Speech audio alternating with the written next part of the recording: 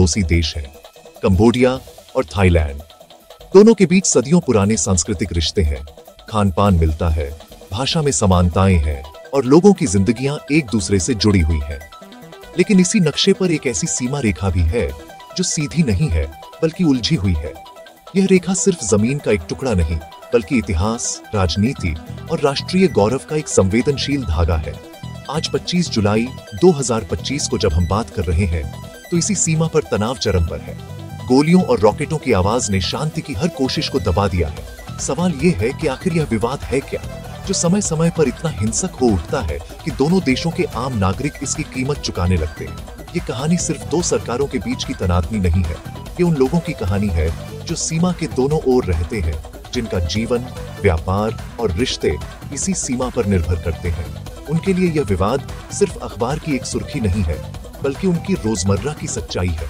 आज थाईलैंड और कंबोडिया के बीच सीमा के कई हिस्से सील कर दिए गए हैं। जो लोग कल तक एक दूसरे के यहाँ आते जाते थे, व्यापार करते थे, आज वे एक दूसरे से कट गए हैं। भय का माहौल है।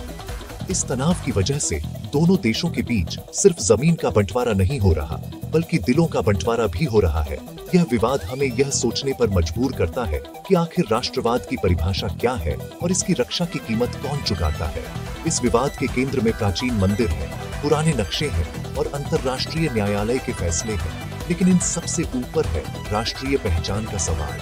दोनों देश अपनी अपनी दलीलों पर कायम हैं। कंबोडिया फ्रांसीसी औपनिवेशिक काल के नक्शों का हवाला देता है तो थाईलैंड उन नक्शों की सटीकता पर ही सवाल उठाता है। वर्षों से यह मामला कूटनीतिक गलियारों से लेकर युद्ध के मैदान तक पहुंचता रहा है। 2011 में भी इसी तरह की हिंसक झड़पें हुई थी और अब 2025 में इतिहास खुद को दोहराता हुआ नजर आ रहा है। एक बार फिर वही अनिश्चितता है, वही डर है और वही सवाल है कि आखिर यह सिलसिला कब रुकेगा और शांति का सूरज कब निकलेगा। सीमा पर इस समय जो हो रहा है वह अचानक नहीं हुआ। यह महीनों से सुलग रही चिंगारी का नतीजा है जिसे राजनीतिक अस्थिरता और बयानबाजियों ने हवा दी। जब नेता राष्ट्रीय गौरव की बात करते हैं तो उसका असर सीमा पर तैनात सैनिकों और वहां रहने वाले आम लोगों पर पड़ता है। थाईलैंड की अंदरूनी राजनीति में चल रही उथल-पुथल ने भी इस आग में घी डालने का काम किया। एक लीक हुई फोन कॉल, सरकार का अस्थिर होना और सेना का बढ़ता प्रभाव, इन सब ने मिलकर एक ऐसा माहौल बना दिया है जहां बातचीत की जगह टकराव ने ले ली है। आज हम इसी जटिल कहानी के हर पहलू को समझने की कोशिश करेंगे। इस पूरे विवाद की जड़ें एक सदी से भी ज्यादा पुरानी है। इसकी कहानी शुरू होती है 1907 के एक नक्शे से जिसे उस समय की फ्रांसीसी औपनिवेशिक सरकार ने बनाया था। कंबोडिया इसी नक्शे को अपनी सीमा का आधार मानता है और दावा करता है कि विवादित क्षेत्र उसका है। दूसरी तरफ थाईलैंड का कहना है कि यह नक्शा त्रुटिपूर्ण है और यह थाईलैंड के हितों के खिलाफ एक तरफा बनाया गया था। यह सिर्फ जमीन के एक टुकड़े का विवाद नहीं है बल्कि इतिहास की एक ऐसी गुत्थी है जिसे दोनों देश अपने अपने नजरिए से देखते हैं। इस विवाद में सबसे अहम किरदार हैं दो प्राचीन मंदिर, प्रेह विहार और ता मुएन थॉम। ये मंदिर सिर्फ पत्थर की इमारतें नहीं बल्कि दोनों देशों की सांस्कृतिक विरासत और राष्ट्रीय गौरव के प्रतीक हैं। प्रेह विहार मंदिर, जो लगभग 1000 साल पुराना है, विवाद का सबसे बड़ा केंद्र रहा है। यह मंदिर एक पहाड़ी की चोटी पर स्थित है जहां से आसपास का विशाल इलाका नजर आता है। सालों तक दोनों देश इस पर अपना दावा करते रहे। अंत में यह मामला हेग स्थित अंतर्राष्ट्रीय न्यायालय तक पहुंचा। 1962 में न्यायालय ने फैसला सुनाया कि मंदिर कंबोडिया का है, लेकिन अदालत ने मंदिर के आसपास की 4.6 वर्ग किलोमीटर की जमीन के बारे में कोई स्पष्ट फैसला नहीं दिया। यही अस्पष्टता आज भी विवाद की जड़ बनी हुई है। थाईलैंड मंदिर पर कंबोडिया के अधिकार को तो मानता है, लेकिन उसके आसपास की जमीन पर अपना दावा नहीं छोड़ता। 2011 में जब इस इलाके में घातक झड़पें हुई तो कंबोडिया एक बार फिर अंतर्राष्ट्रीय न्यायालय पहुंचा। 2013 में न्यायालय ने अपने पुराने फैसले की पुष्टि करते हुए कहा कि मंदिर के आसपास का पूरा प्रोमोन्टोरी यानी पहाड़ी क्षेत्र कंबोडिया का है। लेकिन थाईलैंड ने इस फैसले को पूरी तरह से कभी स्वीकार नहीं किया। थाईलैंड का तर्क है कि अदालत को इस मामले में फैसला सुनाने का अधिकार ही नहीं है। इसी तरह ता मुएन थॉम मंदिर परिसर, जो सीमा के बहुत करीब स्थित है, भी तनाव का एक और कारण है। थाईलैंड का कहना है कि यह मंदिर परिसर उसकी सीमा के भीतर है, लेकिन अदालत ने इस फैसले को पूरी तरह से कभी स्वीकार नहीं किया। इसी तरह ता मुएन थॉम मंदिर परिसर, जो सीमा के बहुत करीब स्थित है, भी तनाव का एक और कारण है। थाईलैंड का कहना है कि यह मंदिर परिसर उसकी सीमा के भीतर है, जबकि कंबोडिया इस पर अपना दावा जताता है। ये मंदिर दोनों देशों के लोगों के लिए आस्था और पहचान का केंद्र है। जब इन पर विवाद होता है तो यह सीधे लोगों की भावनाओं से जुड़ जाता है। राजनेता अक्सर इस मुद्दे का इस्तेमाल अपनी राष्ट्रीय छवि को मजबूत करने और लोगों का समर्थन हासिल करने के लिए करते हैं। वे इसे राष्ट्रीय संप्रभुता के सवाल के रूप में पेश करते हैं, जहां पीछे हटना हार मानी जाती है। इसका नतीजा यह होता है कि एक ऐतिहासिक और सांस्कृतिक विवाद एक खतरनाक सैन्य टकराव में बदल जाता है।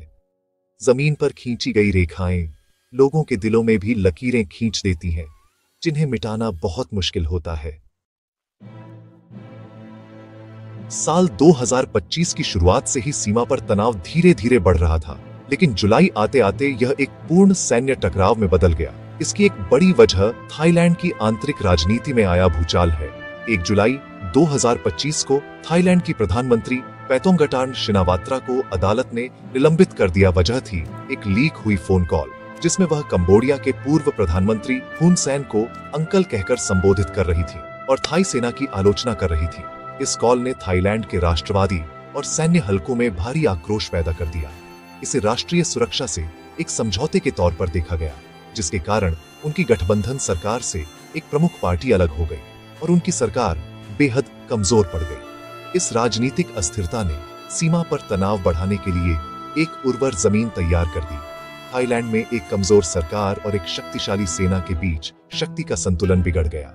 कुछ विश्लेषकों का मानना है कि सेना ने अपनी स्थिति मजबूत करने और सरकार पर दबाव बनाने के लिए सीमा पर एक कठोर रुख अपनाया। मई 2025 में एक कंबोडियाई सैनिक की गोली मारकर हत्या कर दी गई थी, जिससे तनाव पहले ही बढ़ चुका था। इसके बाद 20 जुलाई को थाई सैनिकों को सीमा के पास बारूदी सुरंगें मिली, जिससे थाईलैंड को यह कहने का मौका मिल गया कि कंबोडिया आक्रामक गतिविधियां कर रहा है, भले ही कंबोडिया ने इससे इनकार किया हो। 24 जुलाई 2025 को स्थिति पूरी तरह से नियंत्रण से बाहर हो गई। तामुएन थोम मंदिर के पास के विवादित क्षेत्र में दोनों देशों की सेनाओं के बीच सशस्त्र झड़पें शुरू हो गई। इसमें गोलीबारी, गोलाबारी और रॉकेट हमले शामिल थे। थाईलैंड ने जवाबी कार्रवाई में हवाई हमले भी किए। यह महीनों से जमा हो रहे गुस्से और अविश्वास का विस्फोट था। थाईलैंड ने तुरंत सीमा को पूरी तरह से सील कर दिया, जिससे व्यापार और लोगों की आवाजाही पूरी तरह से ठप हो गई। यह टकराव सिर्फ सैनिकों के बीच नहीं था, बल्कि इसने दोनों देशों के रिश्तों में एक नई कड़वाहट घोल दी। कंबोडिया ने भी जवाबी कार्रवाई करने में देर नहीं लगाई। उसने थाई फिल्मों और टीवी शो पर प्रतिबंध लगा दिया, थाईलैंड से आने वाले ईंधन और कृषि उत्पादों का आयात रोक दिया और कुछ थाई इंटरनेट लिंक और बिजली की आपूर्ति में भी कटौती कर दी। यह एक आर्थिक और सांस्कृतिक बहिष्कार था, जिसका मकसद थाईलैंड पर दबाव बनाना था। कंबोडिया हुन सेन भले ही प्रधानमंत्री पद से हट गए हों, लेकिन सीनेट अध्यक्ष के रूप में उनका प्रभाव अब भी कायम है। शिनावात्रा परिवार के साथ उनके पुराने अच्छे रिश्ते अब तनाव में बदल चुके हैं और दोनों देशों के बीच संवाद की सारी संभावनाएं लगभग खत्म हो गई हैं। जब भी दो देशों के बीच बंदूकें चलती हैं, तो सबसे भारी कीमत आम नागरिकों को चुकानी पड़ती है। 24 जुलाई की झड़पों के बाद जो खबरें आ रही हैं, वे दिल दहला देने वाली हैं। अब तक कम से कम 14 लोगों की मौत की पुष्टि हो चुकी है, जिनमें एक थाई सैनिक और 13 आम नागरिक शामिल हैं। 46 से ज्यादा लोग घायल हुए हैं, जिनका अस्पतालों में इलाज चल रहा है। ये सिर्फ आंकड़े नहीं हैं, ये वो लोग हैं जिनके परिवार हैं, सपने थे और जिनकी जिंदगी इस बेमतलब के संघर्ष की भेंट चढ़ गई। सीमा के दोनों ओर के गांवों से हजारों लोगों को अपना घर बार छोड़कर सुरक्षित स्थानों पर जाना पड़ा है। निकासी की प्रक्रिया अभी भी जारी है और लोग डर के साए में जी रहे हैं। इस संघर्ष का असर सिर्फ जान माल तक सीमित नहीं है, इसने उन लोगों की रोजी रोटी छीन ली है जिनका जीवन सीमा पार व्यापार पर निर्भर था। थाईलैंड द्वारा सीमा सील किए जाने से सब्जियों, फलों और अन्य जरूरी सामानों की आवाजाही रुक गई है। जो किसान और छोटे व्यापारी रोज सीमा पार करके अपना सामान बेचते थे, आज वे बेबस हैं। कंबोडिया द्वारा थाई उत्पादों के बहिष्कार ने भी थाईलैंड के निर्यातकों को बड़ा झटका दिया है। यह आर्थिक चोट दोनों देशों के आम लोगों को महसूस हो रही है, जिनकी रोजमर्रा की जिंदगी राजनीति की इस शतरंज से कोसों दूर थी। यह संघर्ष उन्हें गरीबी और अनिश्चितता की ओर धकेल रहा है। सांस्कृतिक रिश्ते जो सदियों में बनते हैं, इस तरह के टकराव से हफ्तों में टूट जाते हैं।